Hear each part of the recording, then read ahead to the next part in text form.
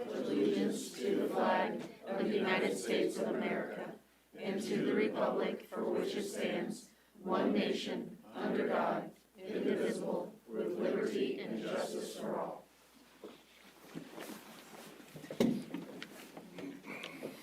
Roll call, please. Mayor Larkey, Here. Councilmember White, Councilmember Thompson. Here. Councilmember Davidson, Councilmember Pryan, Here. Councilmember Lawson. Here. Councilmember Richardson, Here. Councilmember McCallum, Present. Councilmember Johnson. Here. We have a quorum. All right, so we got something that's not on the agenda, so we got a park thing we're gonna talk about right now.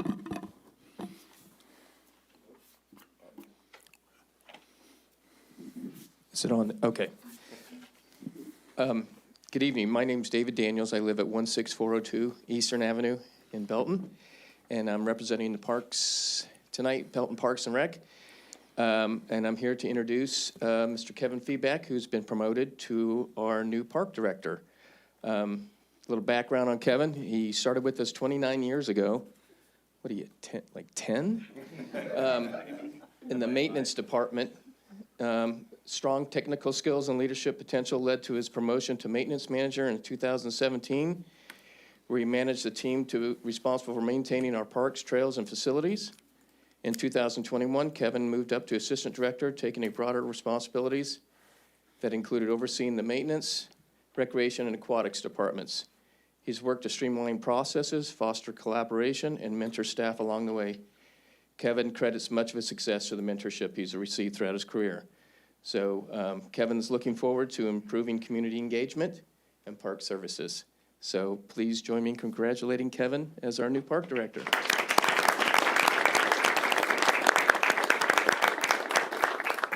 All right, we've allocated an hour for your speech. You ready? What? We've allocated an hour for your speech. You Just an ready? hour? Okay. I'll trim it down then. Congratulations. Thank you. I'm very excited for this opportunity, and I look forward to the growth in this community and the parks growing alongside the community as well. So I look forward to that. Also, I'd like to mention that the staff that we have in place is phenomenal, and I'm lucky to have each and every one of them. So looking forward to still working with them, just in a different capacity. Perfect. Anybody else? All right, item D, professional appearances. Number one, BT and Company, FY24 audit. You're up.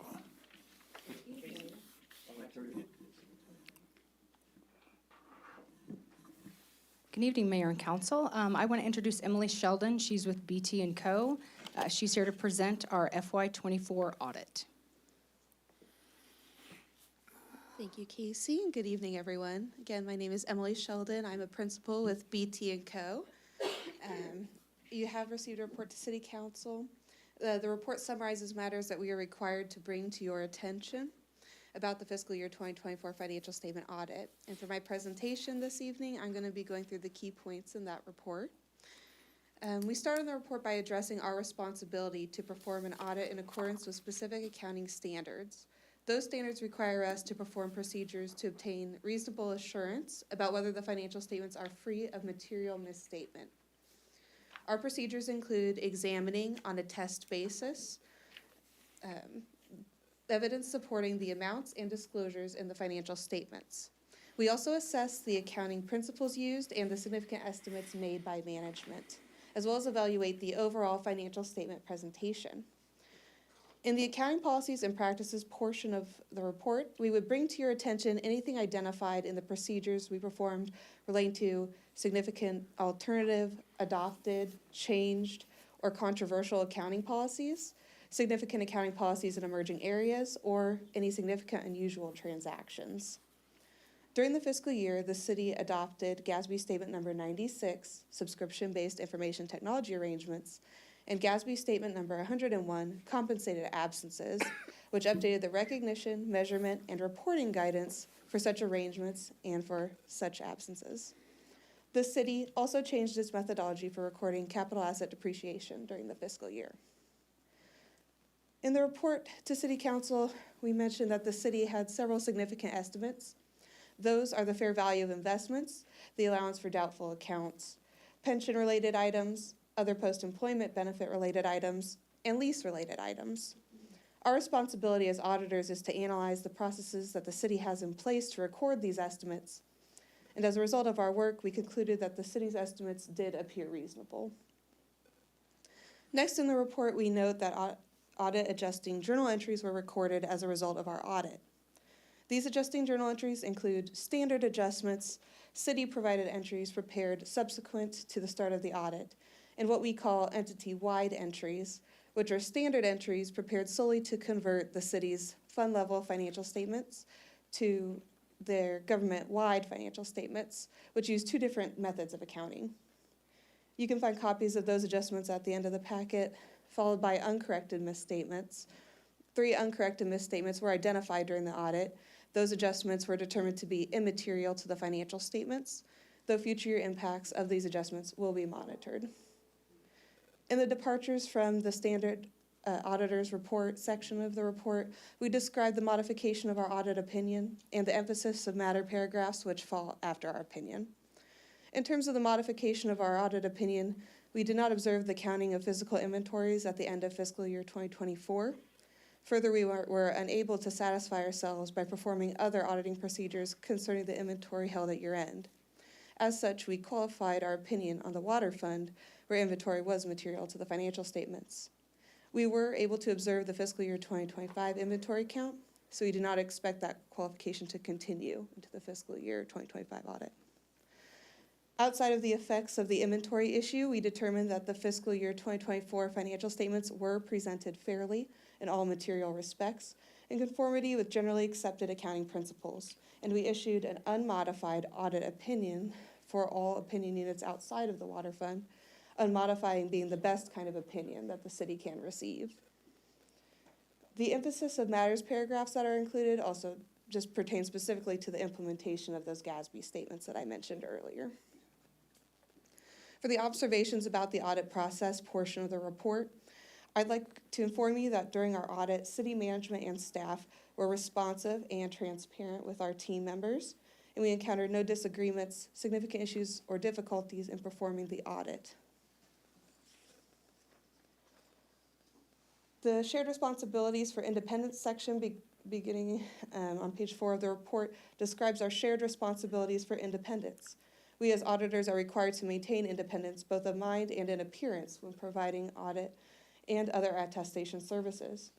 We also must maintain a system of quality management over compliance with independence rules and firm policies. The city is responsible for timely informing us if there are new affiliates, directors, or officers, or changes in the organizational structure or reporting entity, and analyzing arrangements with our firm to ensure no management decisions on behalf of the city are being made. Finally, there are 2 attachments to the report: a management letter describing our identification of material weaknesses, significant deficiencies, and control deficiencies in internal control, and management's representation letter. The management letter details certain deficiencies in internal control that we identified during the audit. A deficiency in internal control exists when a design or operation of a control does not allow for management or employees in the normal course of performing their assigned functions to prevent or detect and correct misstatements on a timely basis. During the audit, we did identify certain deficiencies that we consider to be material weaknesses and significant deficiencies. A material weakness indicates that there is a reasonable possibility that a material misstatement of the entity's financial statements will not be prevented or detected and corrected on a timely basis. A significant deficiency is less severe than a material weakness, yet important enough to merit the attention by City Council. We also provide descriptions of other identified deficiencies in internal control that we determined did not constitute significant deficiencies or material weaknesses. Management of the city has provided responses to each of the identified deficiencies, and they are included in the management letter for your review. I would like to point out that the city, through management's hard work and dedication, resolved the fiscal year 2023 material weakness for lack of controls over financial reporting and segregation of duties over accounts payable, the fiscal year 2023 significant deficiency for lack of evidence of review of journal entries, and the fiscal year 2023 control deficiencies for lack of evidence of review of payroll reports and risks related to credit card transactions. So those were resolved. The city had 1 new identified significant deficiency relating to the utility billings accounts receivable and allowance account balances being overstated by collective balances. The city also had one new control deficiency related to the clarification in the city's formal purchasing policy about Belton Parks and Rec's purchasing authority and documentation of review of a selected purchase. Finally, management's representation letter, which follows the management letter, puts into writing matters that we are required by our standards to be represented to us by management. We provide this report to you because we believe it will help you as a governing body better understand the city's representations about its financial statements and help you fulfill your fiduciary responsibilities. With that, audits are time and effort intensive. As such, we'd like to give special thanks to Casey, Grace, and the rest of the city's team for their assistance with the audit. That concludes my formal presentation. Any questions?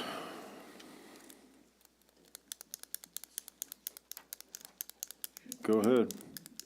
Why do you think I looked at you? In terms of, so I heard of at least one thing that we could have done better that looks like we already have corrected for 2025.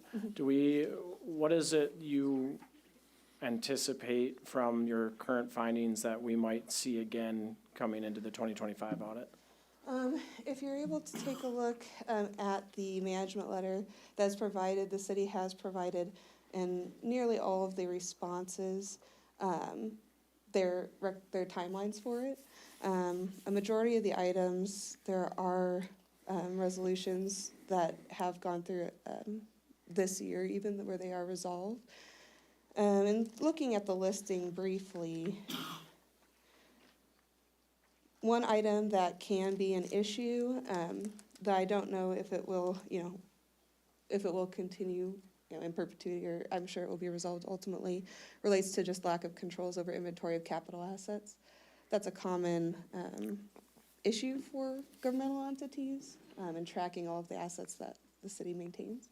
So something that may repeat going forward. Okay, and so those are the biggest things, I guess, that you found from that perspective that we might look forward to in coming audits.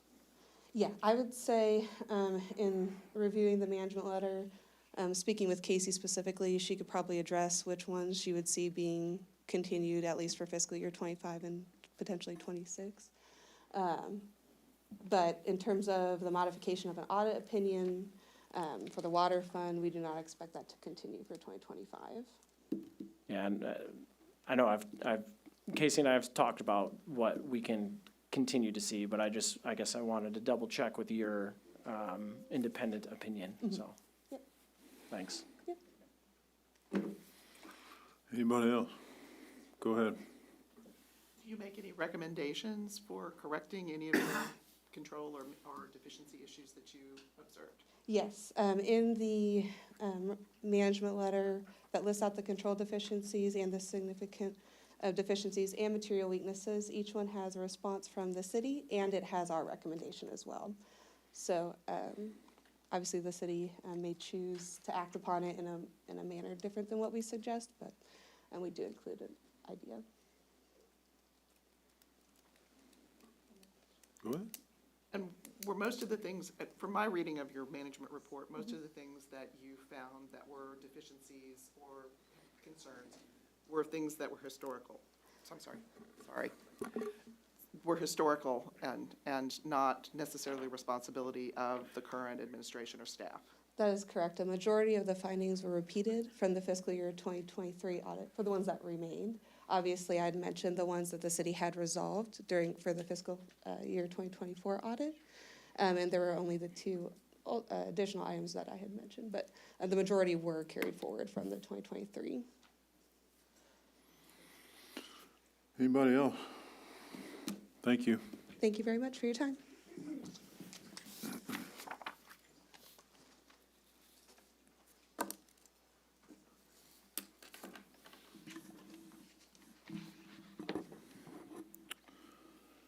Item E, number 1, motion approving final reading of Bill 2025-59. An ordinance approving a final plat for Main Street Civic Center, a 3-lot subdivision on 1.36 more or less acres located east of Ella Street and south of Main Street in the city of Belton, Missouri. Present. Second. Have a motion and a second. Any discussion? Hearing none, roll call. Councilmember Lawson? Aye. Johnson? Aye. Richardson? Aye. Pryan? Aye. McCallum? Aye. Mayor Larky? Aye. Thompson? Yes. Motion passes. Item 2, motion approving the final reading of Bill 2025-60. An ordinance adding section 40-3 subsection 31 and amending section 40-1I and appendix A of the Unified Development Code to accommodate short-term rentals. Present. Second. We have a motion and a second. Any discussion? Hearing none, roll call. Councilmember Pryan? Aye. Thompson? Yes. Johnson? Aye. McCallum? Aye. Lawson? No. Mayor Larky? Yes, Richardson? Aye. motion passes.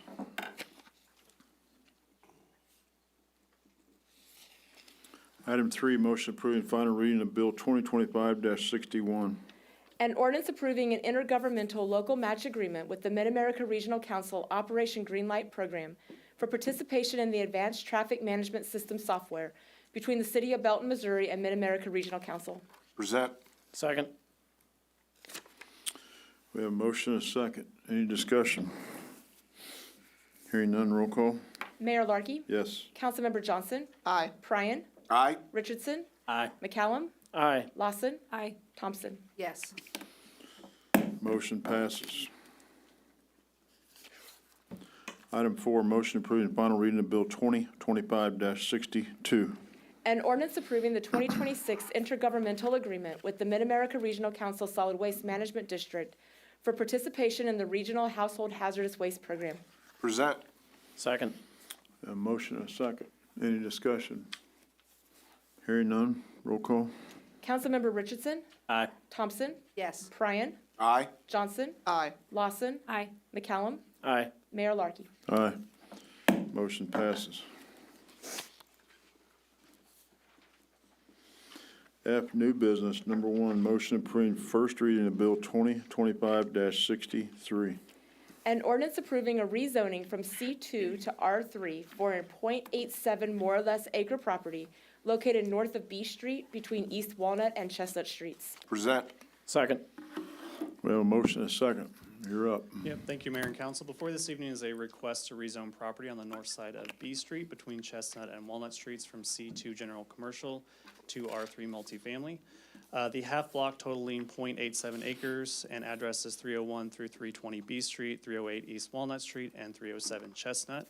It includes multiple two-family buildings and a multifamily building, as well as an auto repair business located at 307 Chestnut, which is attached to the multifamily building. Since the property was rezoned to C2 in the 1980s, the residential uses on the site have been legal nonconforming. The new owner of the property has requested to renovate a vacant two-family building at 321 B Street. Since it has been vacant for more than a year, it cannot be reused as a residential building under the C2 zoning. The applicant is requesting to rezone the property to be able to renovate the property, rezone the property to R3 for that renovation, which would make the multifamily uses legal and the auto repair legal nonconforming. Staff believes that the requested rezoning is better aligned with the future land use plan for the block, which is mixed use. This rezoning also preserves and adds housing unit options to downtown. The Planning Commission held a public hearing on November 4th, at which one resident spoke in favor of the request, as she wanted to make sure that their housing was protected. The commission unanimously recommended approval, and staff also recommends approval, and I'm happy to answer any questions. Go ahead. I think the only thing that maybe we didn't cover when we talked about this at the work session was what happens if we do not approve this? What would become of that building? So they have basically two options. They could turn it into a commercial space, which would be a bit of a challenge with parking there. Otherwise, there's really no other use for that building at this time. Thanks. Anybody else? Go ahead. Oh.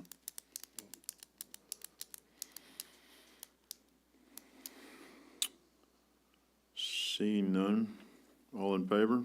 Aye. Aye. Any opposed? Motion carries. Item 2, motion approving first reading of Bill 2025-64. An ordinance adding section 15-187 to chapter 15 of the City of Belton Code of Ordinances relating to monetary prizes. Present. Second. Have a motion and a second. You're up again. Yep, thank you, Mayor and Council. Before this evening is a proposed addition of section 15-187 related to monetary prizes to chapter 15 of the Code of Ordinances. This code amendment would prohibit entertainment devices that provide monetary prizes, including no-chance gaming machines, which have become increasingly common in convenience stores and other commercial businesses in the city. No-chance gaming machines tend to be located in businesses that have limited or no security in place. This creates an increased risk to public safety and potential offenses that may occur due to theft or altercations over gaming machines. This risk is further enhanced by machines being located in businesses that are typically open later into the evening and overnight hours, many which are located in areas that are adjacent to residential uses. The purpose of the code amendment is to prohibit entertainment devices that provide monetary prizes, not to shut down businesses. All of the businesses that currently have gaming machines are allowed to remain in operation as their primary business use, which includes retail, restaurants, and bars. This is just one component of the larger business. Other legal forms of entertainment games could be provided that do not provide monetary prizes.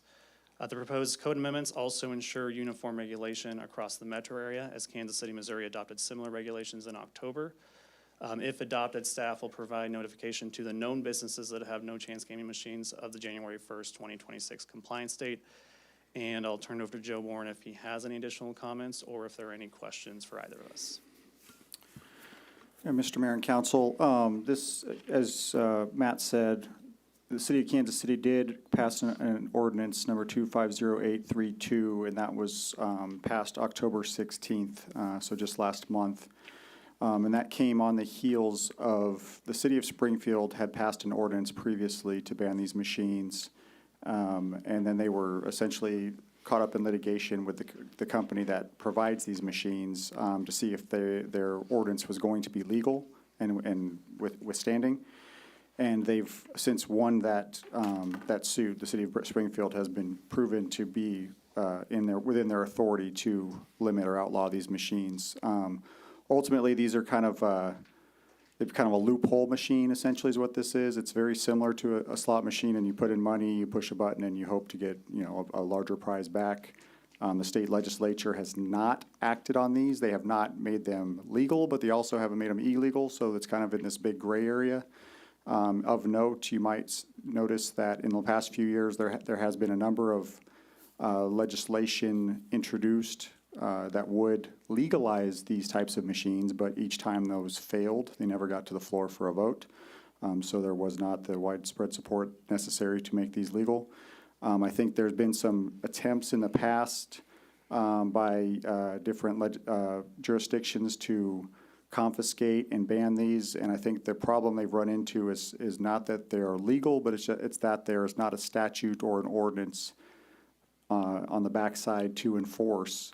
And so when you're a prosecutor and you don't have a law that you can point to that says, hey, this is why this is not allowed, they don't have a whole lot of standing. So I know, for instance, 2 years ago in Harrisonville, you might have heard about an incident where the sheriff's office went in and confiscated some machines, and then, of course, that ended up not being prosecuted because there was not a statute or an ordinance for them to tie to say, yes, these are no longer legal.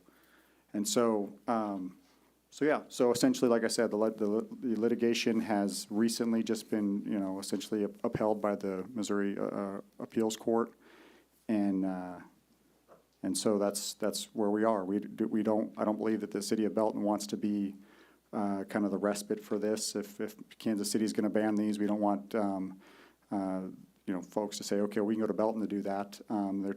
There's not always the type of activity that occurs along with gambling type of activity isn't necessarily what I think we'd want to welcome in Belton, and so that's why we have the ordinance before you today. Mayor, may I address the... No, you may not. Go ahead. Looking at the council action report, I see that public safety is a concern for bringing this up. Do we know how many incidences we've had, what kind of incidences? This is, for as much as we know, these are fairly new, and so we don't have necessarily a list of offenses or anything of that sort at this point. This is just, we brought it to your attention with our rationale to be uniform with what's going on throughout the metro area, so. Thank you. Go ahead. Since they aren't deemed gambling devices, I take it there's no regulation, and they can adjust them to pay out as little as they want, correct? And I think that's one of the big issues. I mean, you'll see that the state gambling association's even opposed to these because there is no regulation on these at all. And so, the state doesn't regulate them. You'll find that in the neighboring states, they all recognize what these are and either regulate them or ban them outright. And Missouri seems to be the outlier on that, so. Go ahead. Are they, and you may not know, Matt, are they typically owned by the stores? Are they rented from a company that has them? I mean, does the stores make money on, I'm just saying there's gotta be a cash trail here somehow or another, and I'm just curious that, someone's the winner, and I would prefer, anyhow, yes, that's just what I have to say. Go ahead. Are we mirroring the ordinance in Springfield that was upheld by the circuit court? Yes, we followed the language essentially that was upheld in the Springfield case, which is exactly what Kansas City did, and we followed suit. Thank you. Go ahead. How many of these do we have in Belton? Do you know the numbers? The total number of machines, I don't have those. The estimated number of businesses is around a dozen. Around 12. We don't know that for a fact But we don't because have there's no that's kind of regulation. an estimate. Right. We don't But have we the know full of list. 12. We know somewhere in that range. So Potentially. we basically know of 12 places that have them, if we're going by a dozen. And have we gone around and talked to those businesses and they know this is coming up? We have not yet. So this is kind of like a backdooring this, so people have been doing this and we're gonna come out and come up with an ordinance so they can't do it? I'd more liken this to as if a business went out and purchased some slot machines and then we said, no, you can't have the slot machines. These are very similar in nature. Yeah, I'm sure they're not cheap, though. But this is basically a gambling issue and causing crime, criminal activities. I mean, I know out on the golf course, we bet. I don't have any issues with any crime going out there. I mean, pool tables, dart boards down here at the end of the street. I know they bet down there. I haven't heard of many criminal activities. I'm just saying, we've allowed it. There's nothing saying we can't do it. We've got these businesses coming in, having these machines, and now we're gonna come up with an ordinance saying, yeah, you can't have them now. And there's a little bit of a cost there. What are we gonna do next? I know there's an axe throwing place down here. They're gonna start betting on axe throwing. We're gonna shut them down. I'm just saying, there's a lot more to the situation that I see than what we're talking about. In every one of the instances you brought up, Councilmember Richardson, the state actually has laws against those, and the state would be in charge of regulating that. And the fact that the state hasn't stepped in to help with this situation is why the cities are left to do this. Go ahead. Just to clarify to your point and to your point, my understanding is that the businesses lease these machines and they retain 50% of the profits and the company they lease them from takes 50%. So I don't expect that anyone has purchased a machine. They're typically leased. We don't know that for a fact, though, do we? Do we have numbers on that? No, but that Okay, is that's all I was the wondering. business model. Go ahead. Does this in any way affect lottery? Say, a business wants to do Keno or whatever, Missouri lottery. Anything run through the Missouri Lottery is essentially regulated by a state gaming commission of some sort in any state. And so that's, again, part of the problem here is that the state hasn't forayed into this, and so they left it to the cities to try to handle. Yeah, I understand the latter part, but I guess so any of the places that are, dozen or so places that are using, they can, potentially look at opportunities within the lottery to maybe get the same kind of, whatever. Okay. That's out of our jurisdiction. Go ahead.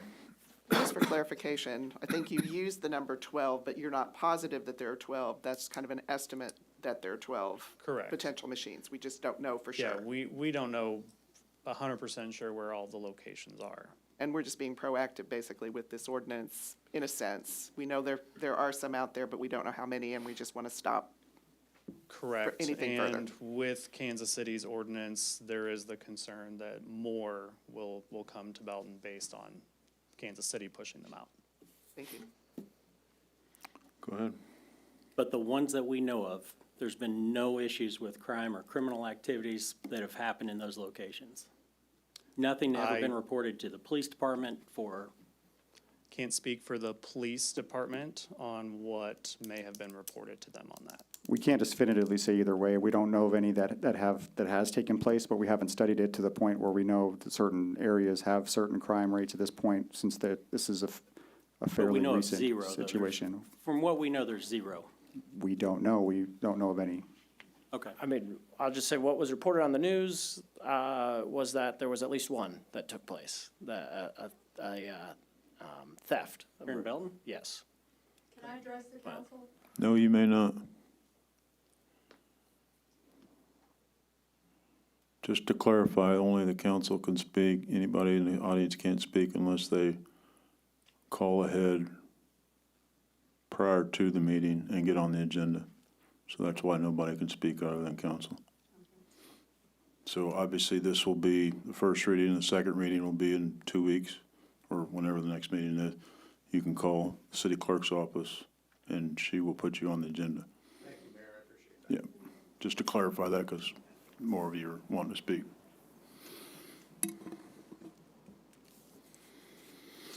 Anybody else? Hearing none, all in favor? Aye. Any opposed? No. Motion carries.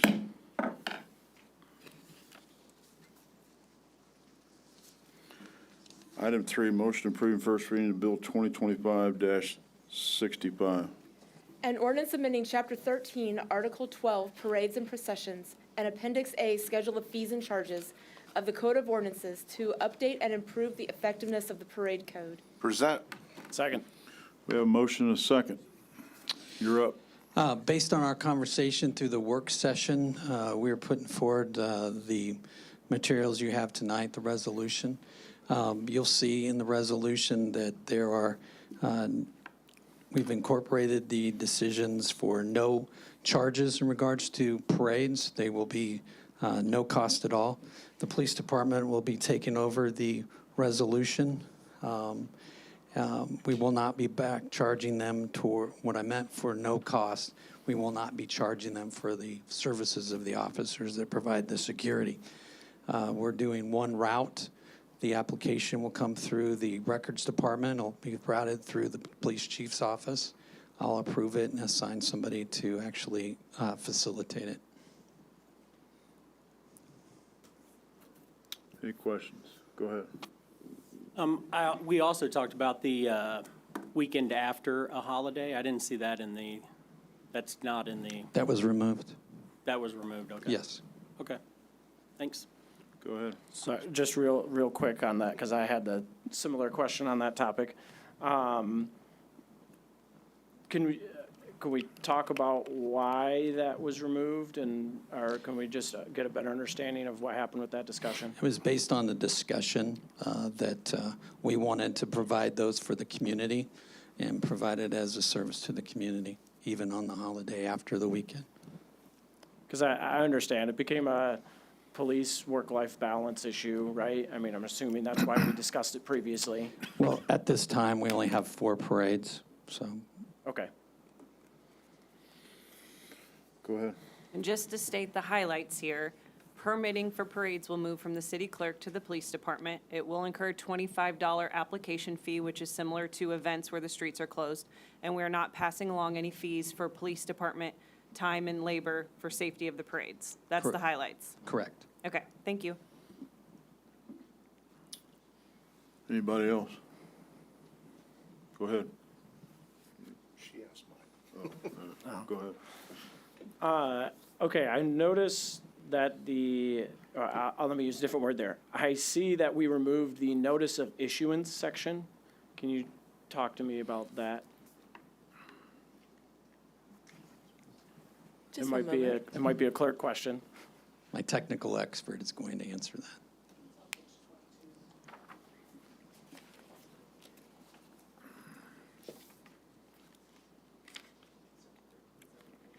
Thank you. Notice of issuance.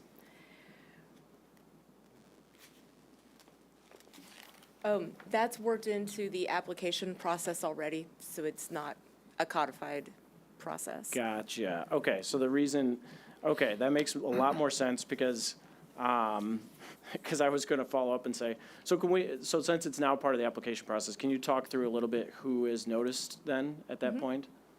Yeah, when the application comes in, the police will obviously be noticed because they'll receive the application.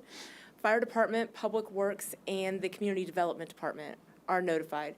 At this point, I would also be notified so I could check to see if there were anything else on the calendar that we know of an event that's already happening so we don't overlap.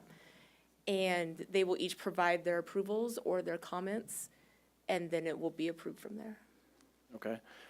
I guess the only ask, because I noticed specifically, I just think it makes sense that the council be at least informed, and maybe it doesn't need to be codified, maybe so, it doesn't need to be yes. part of that process, but So the council is also informed with the resolution coming to the council with the application Perfect. attached, showing the particulars of the parade. So you will be approving the street closure as well as the parade. And also attached to the application will be a list of services provided by the applicant as well as services provided by the city. perfect. That is what I was looking for. Thank Yes. you. Thanks for asking. Anyone else have anything before I? Go ahead. I know in the work session, most of our conversation, probably 90%, was about cost, and I get that it costs the police department to pay overtime and all that, and we do have the public safety tax, and I believe there's, $3.6 million in that? That could be used for paying the police overtime also, though, couldn't it?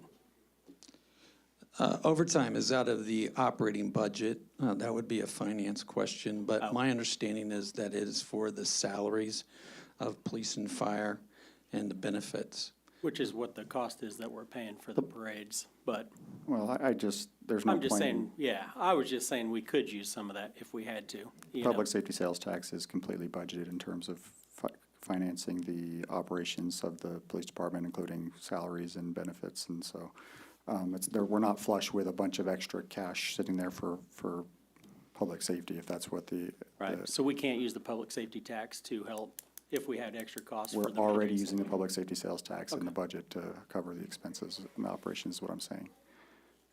Gotcha, okay. Go ahead. In section 13708,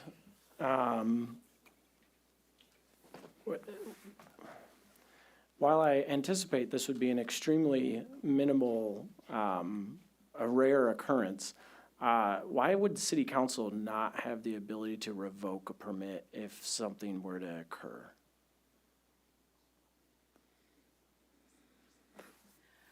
I would see the revocation happening if something were to occur by the police department who would be there at the event. The council's approval is typically 1 to 2 months or more ahead of the parade. So it would be the police chief revoking that.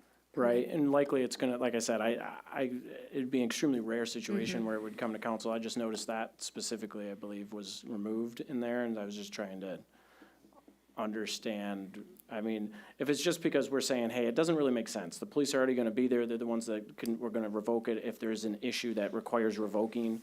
So it doesn't really, it logistically doesn't make sense to have council on it, but I guess I was just trying to figure out why we would take that away from council. No particular reason. Mr. Mayor, if I may, since the council's going to approve these via resolution anyway, at any point before the event occurring, if the council were to choose to revoke, they could simply rescind the resolution or,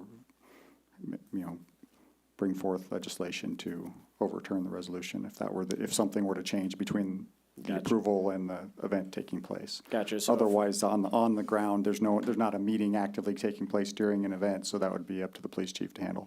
So what you described makes perfect sense then, because we don't need to codify something that we would just do anyways. Okay. Anybody else? Hearing none, all in favor? Aye. Any opposed? Motion carries. Item 4, motion approving first reading of Bill 2025-66. An ordinance approving the Belton, Missouri Police Department Municipal Jail 2025 housing contract for inmates of the Lake Winnebago, Missouri Police Department. Present. Second. Motion and a second. You're still here. What you have in front of you is the inmate housing contract. It's a standard document that we have for housing prisoners for other cities. This is for Lake Winnebago. We previously held prisoners for them previous to the COVID procedures when we reduced our inmate population to just those prisoners from the city of Belton and the city of Raymore, and that is due to we have the same prosecutor and the same judge. We have now since opened our jail, as you know. We've also sorry, I touched the mouse, the magic mouse.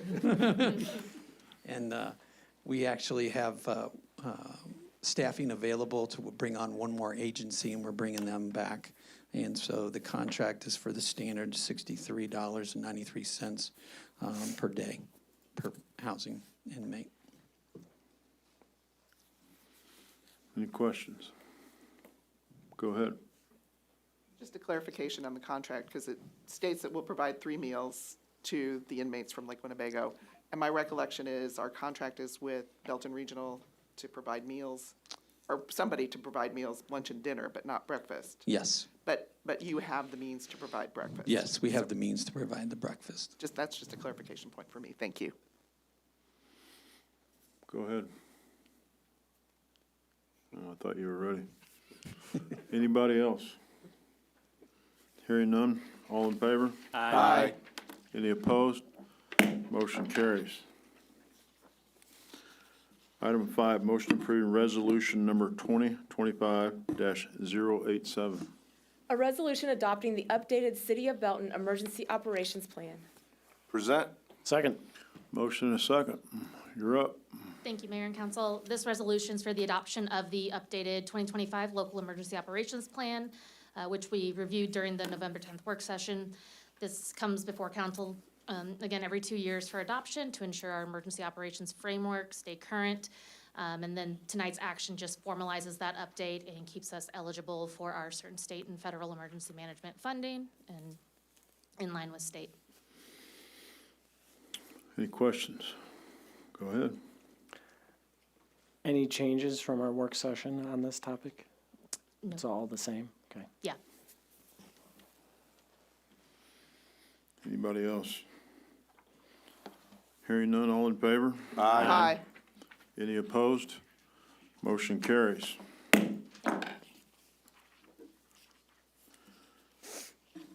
Item 6, motion approving resolution 2025-088. A resolution adopting the 2026 legislative policy for the City of Belton. Present. Second. Motion and a second. You're up, sir. Mr. Mayor and Council, before you is the resolution to formally adopt our 2026 legislative policy. You'll recall that we went through the policy a little bit more. It was presented to you guys. We had some discussion during a work session at the previous meeting, and the typo was fixed, and so it's ready to go unless you guys have any amendments or changes that you'd like to make. Assuming this is approved in some form tonight, we have currently scheduled an open house, I believe, before the December 9th council meeting. And we have invited our local, state, and federal official to attend. And of course, that'd be open for the public to attend as well. So I guess it's contingent on us formally approving this. I'll stand for any questions. Any questions? Go ahead. Have we already invited the state and federal elected officials?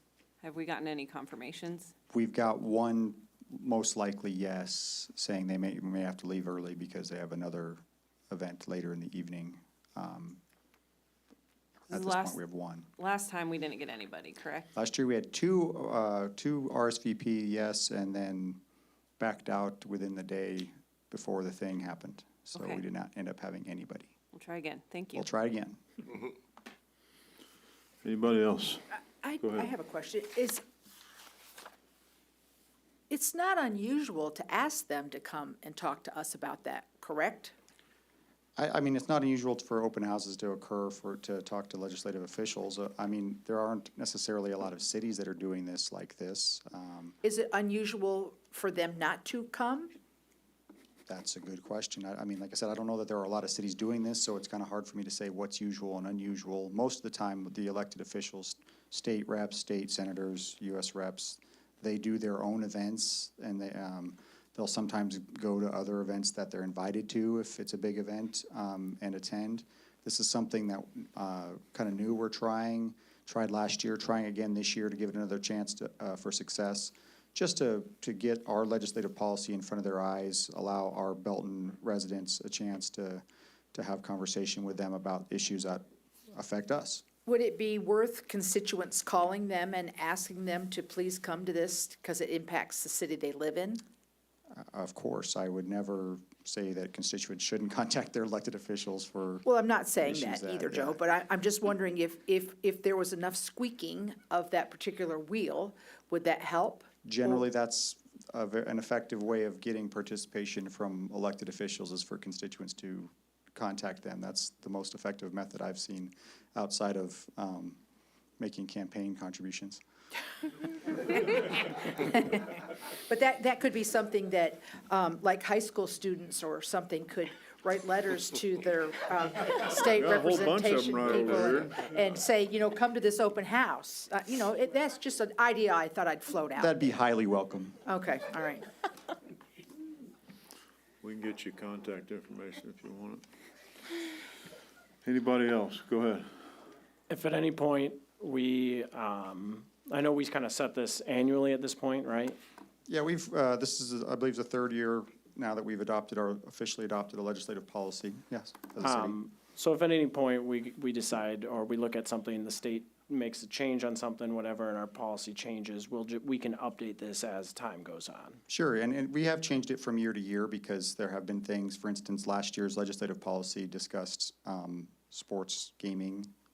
And so now that that's been essentially taken out of our hands or taken away through the referendum process, obviously we took it out of our policy because it's no longer more of a topic for consideration.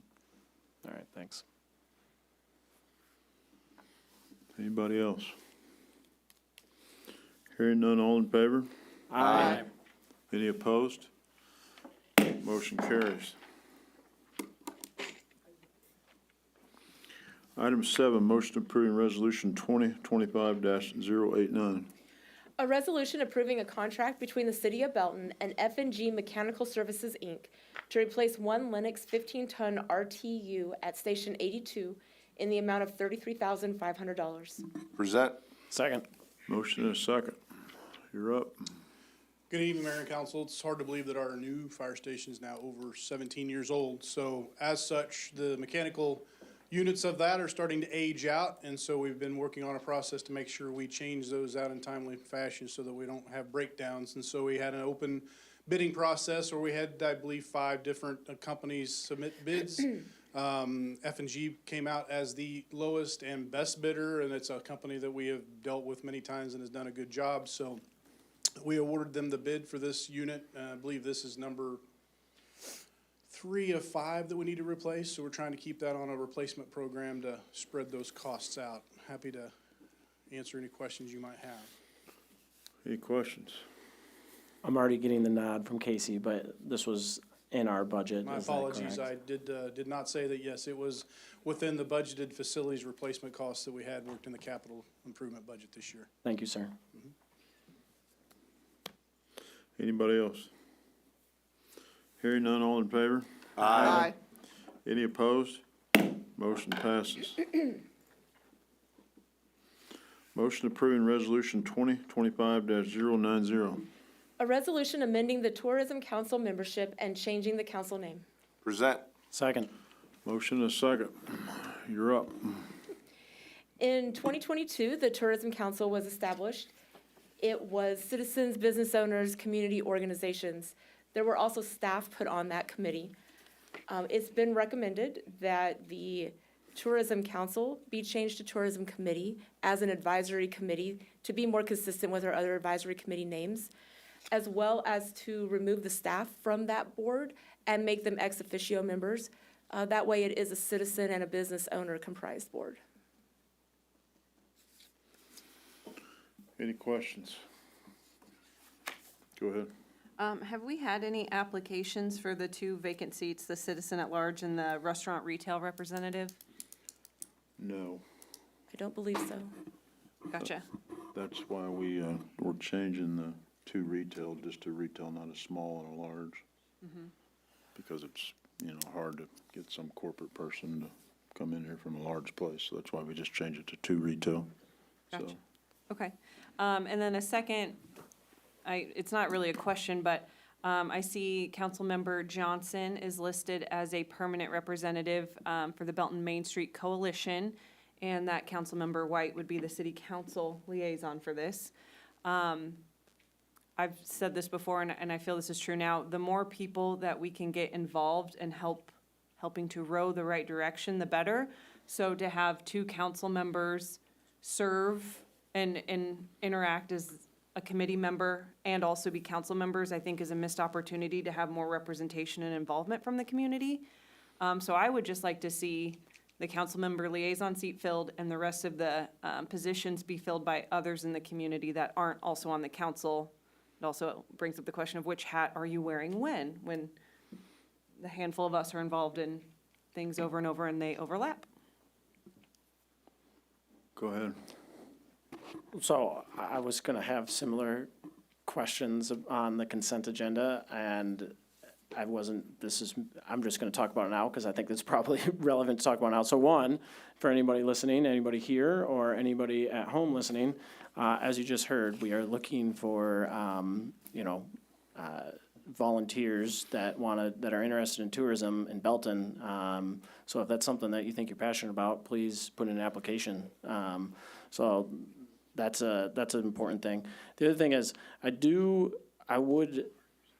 understand what we have done with the situation, but I would love to see the liaison be one of our council members that are on that permanent position board, and that permanent position board be somebody that's not a council member. Now, I know I'm asking an outside entity to then somebody from that board to then step up. So I don't know if that's even possible, but I just think that would be a better fit. But just throwing that out there into the ethers for the 2 council members involved in that organization.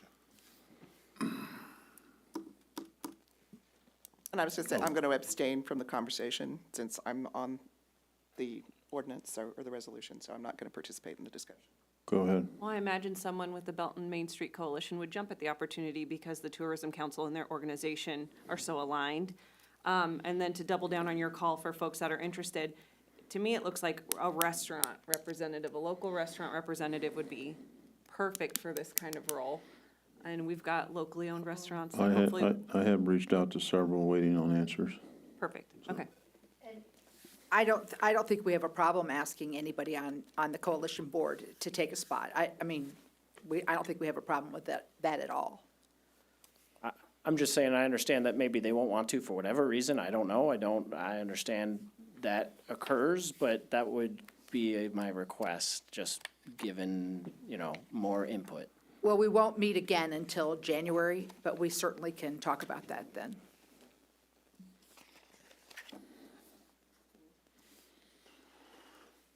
Yeah, we can. Would you like to postpone the resolution that's on the consent agenda, actually appointing the individuals? We can do that, if you guys want to look at that. Yeah, when we get to that, we'll look at that, talk Okay. about that, so. So for a point of clarification, this resolution is changing the membership and the name, but not appointing an individual. Correct.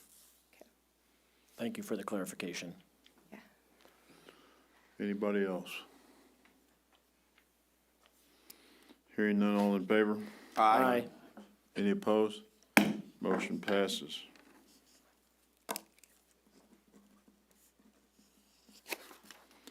Consent agenda, one motion, non-debatable, to approve recommendations noted. Any member of the council may ask for an item to be taken from the consent agenda for discussion and separate action. Present. Second. Motion and a second. Any discussion? Number 3, please. Do Brian, we you need to? Okay, never mind. I'll shut up. Well, Yeah, let's officially Yeah, pull let's it do and it. postpone it. Any other debate? Hearing none, all in favor? Aye. Any opposed? Motion passes. Motion approving resolution 2025-091. A resolution appointing and reappointing members of the Tourism Committee. Present. Second. We have a motion and a second. You're up. I would like to postpone this until our first or second meeting in January. City Manager, do you have a suggestion on date? No, I don't have a suggestion on that necessarily. I might make a suggestion. This is, what if we took the 2 terms for the Belton Chamber of Commerce and the Belton Main Street Coalition representative, and rather than the council formally appointing those, we leave those as representatives of those organizations. Those organizations can appoint their own member to that committee. So if the chamber chooses to, I'm assuming the chamber would appoint Diane, and then the Main Street Coalition appoints whoever they choose, and then they come to serve on this board, and then it's not even in our hands at all. Yeah, Should we just make, I have no problem with that as long as there's not a legal issue from the fact that we're not appointing someone specifically. And I know I'm looking at the empty chair, which is our city attorney. As a, I don't believe there would be, but I mean, again, if we just decide to appoint those. There's no rush in this. Let's Yeah, just and postpone we and can find set that this out. aside and find out the Find that I mean, reason. because we can clarify Yeah. several things, right, if we postpone it? Yeah. So we'll just, When's your meeting? January.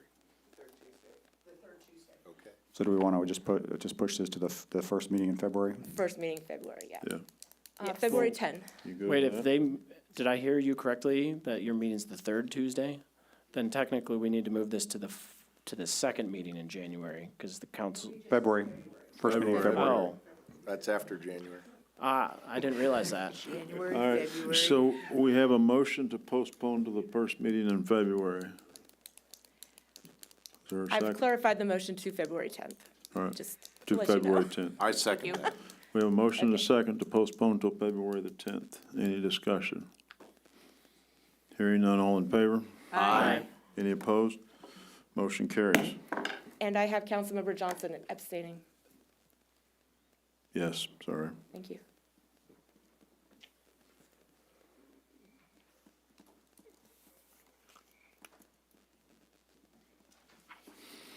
Communication from City Council. Councilmember Johnson. I attended the National League of Cities Conference in Salt Lake City last week. Learned a lot about a lot of things that are pertinent to Belton, and we'll be sharing those with staff and other council members. It was a great conference, I thought, and the mobile workshops they have were really good.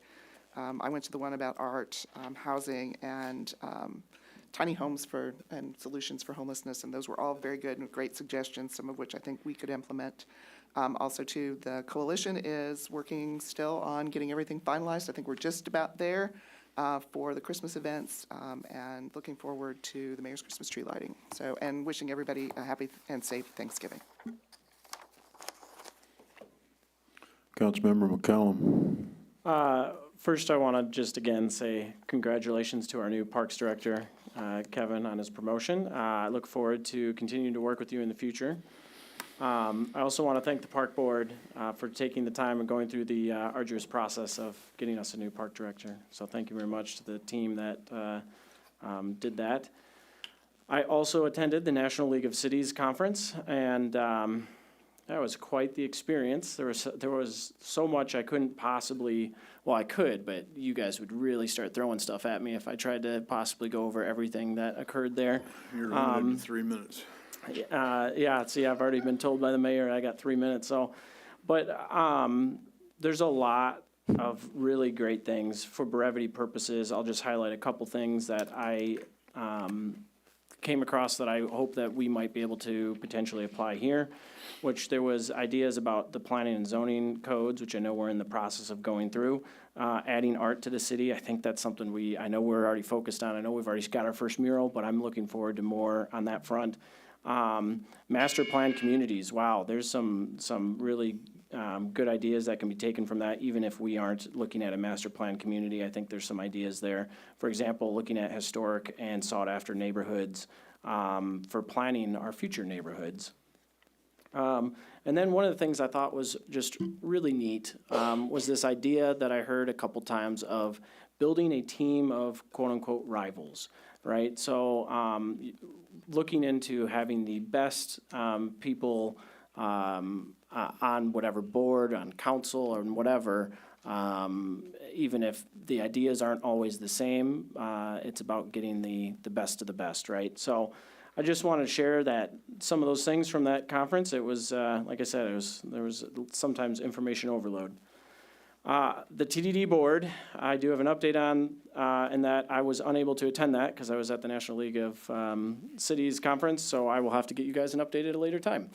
And as regarding parks, I'm not going to go over the whole list of all the upcoming things because there's a lot of them. But I will just point out that Parks will be attending the Light Parade, which will be taking place this weekend.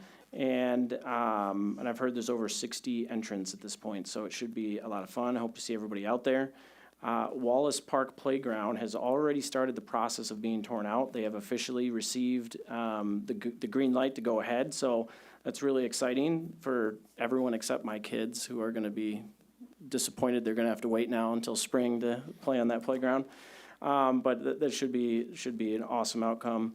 And High Blue will close tomorrow at 4 p.m. and remain closed on Thursday for Thanksgiving. So just wanted to remind everybody of that. And then, of course, we still have Operation Santa underway. Barrels are around town for food and toy donations through December 5th. That is everything on my list. Councilman Richardson. I want to congratulate Kevin Feedback on the new appointment as Parks Director. Thanks. Also, I know we have the Light Parade this Saturday, Small Business Saturday. There's a lot of stuff going up on Main Street Saturday. I think it starts at like 4. I think it's going all day, but Light Parade, I believe, starts at 5:30. Also, I want to say that I attended the Youth Forum meeting on the 13th of November. They have a new place to meet, and they are looking for donations. And I believe I was the only person from council that was there, but they are looking for donations for food. They need rides, money to purchase things that they need. So I'm sure all our council, I mean, I donated a few things, so I'm sure the rest of our council can donate some stuff to them too. So I appreciate the meeting that we had, and it's a pretty good thing for the Belton School District and the city in general, so thanks. Go ahead. I'll also throw in the congratulations to Kevin Feedback as our new Parks Director. Excited to see you lead our parks forward. I will mention that the Old Town Redevelopment Corp. has been meeting and discussing refinements to the policy. These would be the first changes since the policy was implemented in 2021. And it should clarify some things and maybe make some distinctions between commercial, residential, and just make the policy more effective.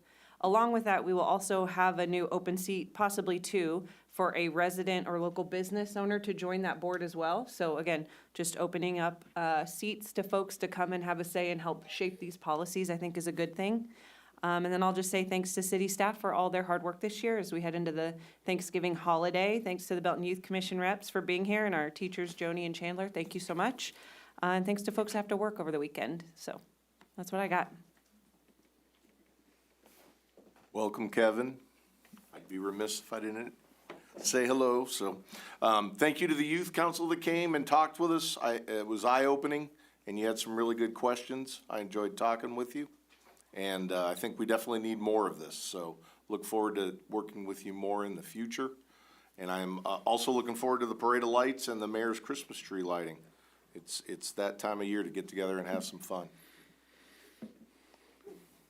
Thanks for the youth council for coming tonight and giving me all sorts of ideas that I needed to write down, and I need to do it before I forget. I also went to Salt Lake. I cannot tell you how overloaded my brain is at this point. I talked about parks, I talked about equipment, I talked about road blockage things that have to be moved with heavy equipment, Greg, and I talked to a lot of people, but most importantly, I found ideas that can be brought back and put into practice from a very big city to a very small town. And I like that, and I like the connections I made to adjoining Overland Park and Kansas City. I made some connections there that I think that we can work on several issues from homelessness to, transportation. I made some real good connections there. I'm probably going to give Matt Wright fits for the next couple months about all the volume of notes I took, but it was fun. The railroad is very excited about the holiday Santa train. And we're first time in many, many years that we've done that, so we're very excited about that, and that'll all be part of the downtown Main Street Christmas stuff. All right, anybody else? All right. Again, Kevin, thank you. Thank you for the Youth Council for being here. Look forward to working with you guys. Hope everybody has a happy holiday this week. And I too went to the National League of Cities. It was a good conference this year. It was a lot of good information. The two big things, well, there's several big things, but I'm still processing a lot of it. But one of the things was how Salt Lake City has taken homeless on and tackled it pretty good, I think. They created a semi-corporation about 10 years ago to start dealing with it, and then they developed a small house city, about 60 units on the first phase, and the second phase is going to be like 460 more. But they didn't make housing the center focus with these people. They focused on the people and trying to rehabilitate the people and give them a purpose in life. And in this corporation, they've created businesses that the formerly homeless people work in now. And one of them, they created a donut shop that is generating about $1 million a year in revenue. And they also, 10 years ago, they started a moving company with one truck. And this year they got 70 trucks and generating about $4 million a year in revenue. And they got several other businesses. So they've taken the bull by the horns, and they've created something. So it'll be interesting to see how that works out with them. So another thing that sticks to my mind right now is another tour was about zoning. Of course, they got housing problems just like every city in the country. And they've taken 67 zoning areas and they converted it down to 6. So that was a surprise that they were able to do that and still be successful. So with that, that's all I got. So you have anything, sir? The only thing I have, Mr. Mayor, is with the holiday, of course, City Hall and city offices will be closed on Thursday for Thanksgiving, and then they also will be closed Friday. So after tomorrow, the next day, the city offices will be open as Monday. Definitely want to thank all of our first responders who will be working through the holiday because they don't get to take those days off. And then just a kind of a warning, winter weather is coming. I want the public to know that there's even a possibility of something as soon as this weekend and into next week. So our public works crews will be out if there is winter weather and working on the streets, so please help them. Thank you. I will add, I know everybody's talked about it, but Mayor's Christmas tree, Saturday, December 6th from 5 to 7 here at the Peace Park. So, items for review and discussion. Item K, state statute amendment relating to liquor law during FIFA tournament. Yes, thank you. On August 28th, 2025, the state approved a new section to the alcoholic beverage statute in RSMO 311, extending the hours for the buy-the-drink sales from 6 a.m. to 5 a.m. during FIFA, which is June 11 through July 19 of next year. The extension expires on July 20. Retailers are not required to apply to the state or the city for any additional licensing to allow this extension. They'll automatically receive it. The new statute allows the city to opt out of the extended hours provisions or to modify the hours by adopting an ordinance. While the police chief and I are not specifically recommending the city opt out or modify, we wanted to bring this matter to the city council's attention and to also receive your feedback. And Chief Lyons has a PowerPoint he's going to share. She basically said everything that I was going to say. But he has pictures. I get points for a PowerPoint. And so currently under our ordinance, the sale of alcohol is between 6 a.m. and then 1:30 a.m. the next morning. And so with this new addition to the state law, it'll be from June 11th to July 19th. Like Andrea said, it is extending it to 5 a.m., which is 3.5 additional hours. So it would be alcohol being sold for 23 hours during those days. Why not just make it 24?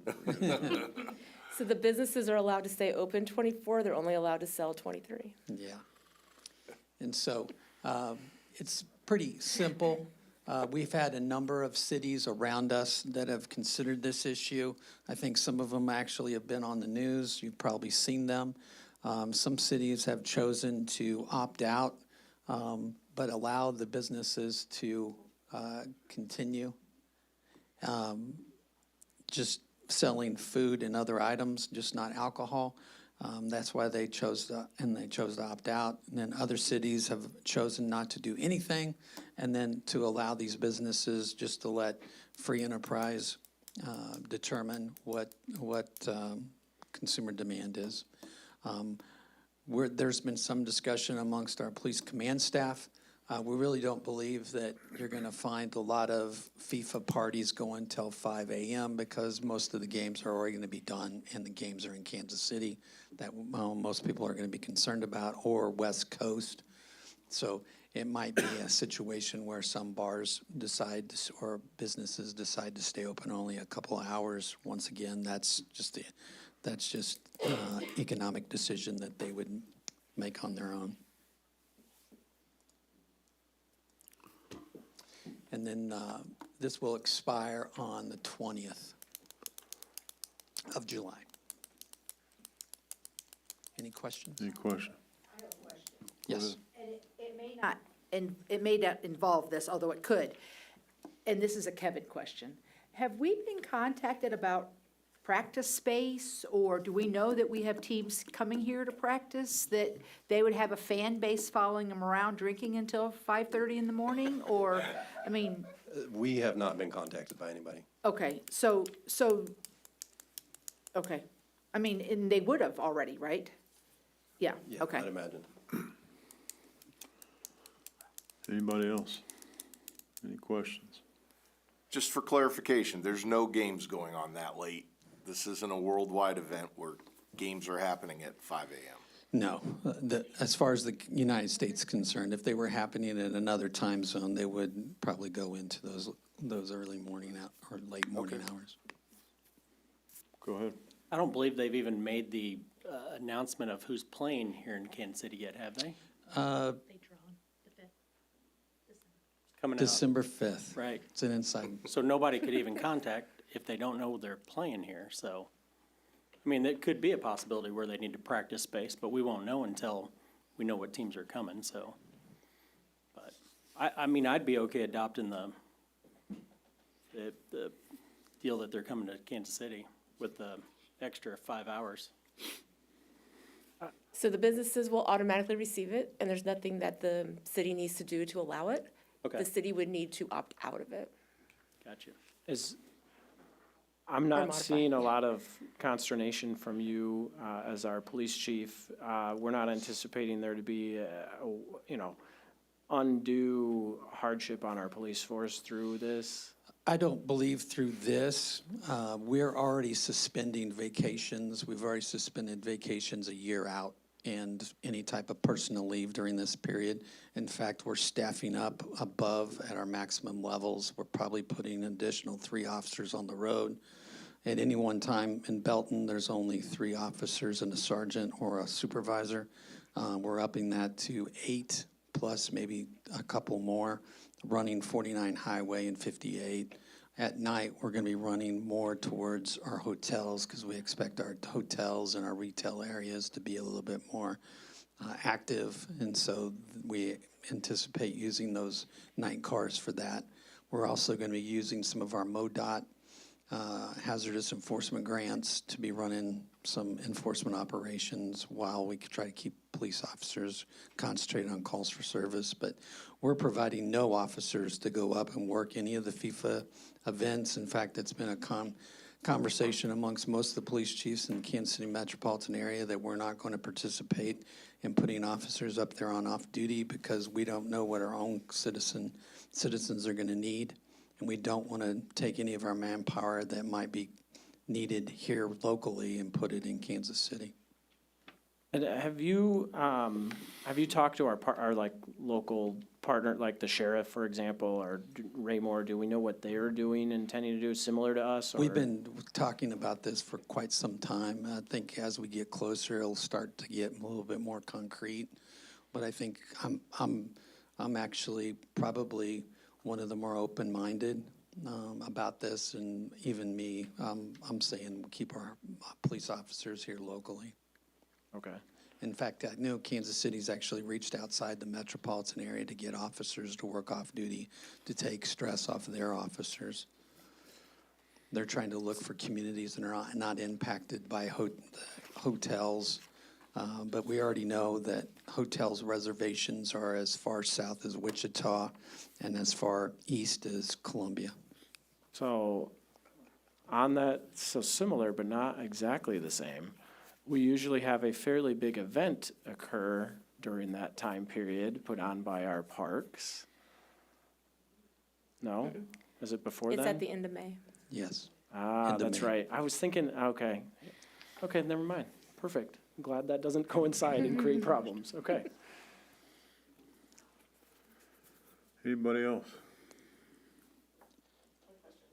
So Go ahead. if the business wanted to opt out, they could just not be open. It's not a requirement, it's just allowing them to do that if they want to. So it's Yes. nothing, again, Yeah. nothing that we need to do unless we want to opt out as a city. Correct. We do have 21 licensees that would be allowed to do this. 21? 21. So if we're clear with the direction from the council, there's no desire for us to try to opt out or change this in any way? I don't think we need to.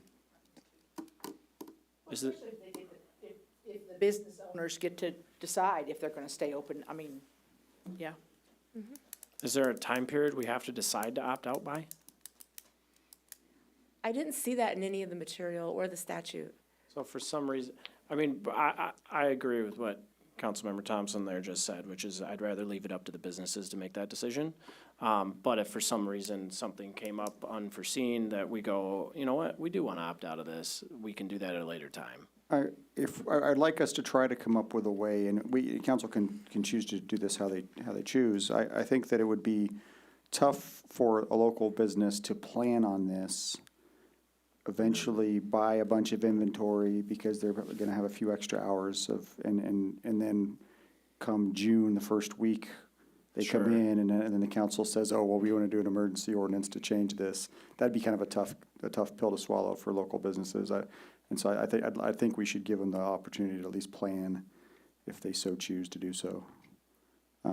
I was just thinking if something unforeseen came up that made us want to opt out, but I don't Fair enough. see that personally. All right. All right. And I take it that you like the PowerPoint over the discussion. It's much better, yes. Man, that's kind of mean.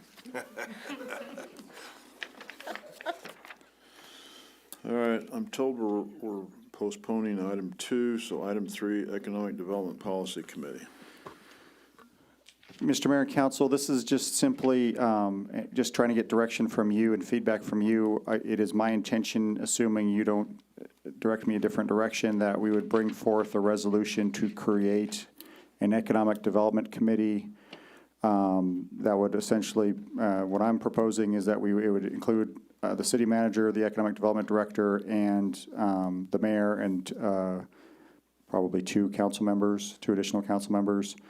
The rationale behind creating this committee is, as you heard this evening from different council members, there are different trainings that take place throughout the year that council can potentially opt into and attend, things like MML, NLC, things of that nature.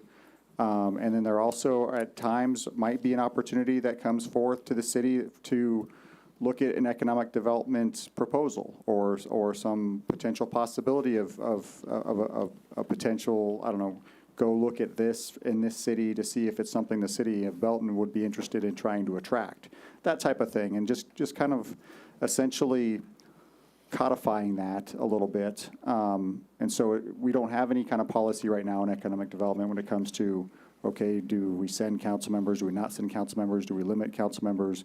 We don't have a policy on, well, how many council members go to trainings, or how many council members, how many trainings can they go to? And I think it's really contingent that the council kind of, for lack of a better term, polices itself when it comes to that. And so what I would recommend is we create this committee. The first task of the committee would be that we say, okay, come up with a proposed policy on travel and training, craft it, shape it, bring it to the council for a recommendation. The council would have to formally approve that. And just kind of, and if there is an instance where we find something that's pretty interesting that could maybe work well in Belton, that this is the council, or this is the committee, the Economic Development Committee, that's charged with kind of running through the paces and seeing if this is something worth pursuing or not, or at least recommending to the council to pursue. Does that all make sense? Yep. Go ahead. Oh, I thought you had your hand up. Any questions? If you're looking for volunteers, I'll throw my hat in the ring.